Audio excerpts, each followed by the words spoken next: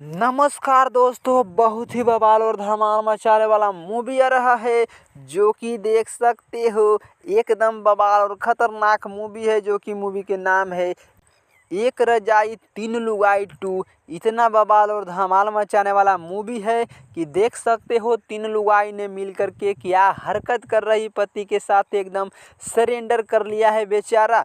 जो कि बहुत ही कॉमेडियन मूवी होने वाला है क्योंकि इसमें यश कुमार मिश्रा हीरो है। यश कुमार मिश्रा का एकदम बवाल धमाल और कॉमेडियन से भरपूर मूवी रहता है, तो एकदम लोक झोंक वाला कॉमेडी मूवी से भरपूर ये मूवी होने वाला है। तो देखिएगा, एकदम आनंद आ जाएगा।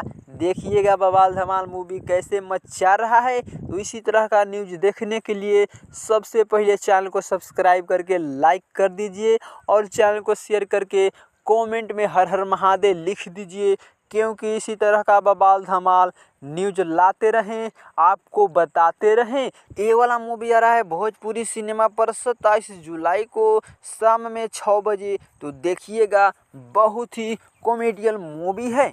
मिलते हैं नेक्स्ट वीडियो में, तब तक के लिए जय हिंद, वंदे मातरम दोस्तों।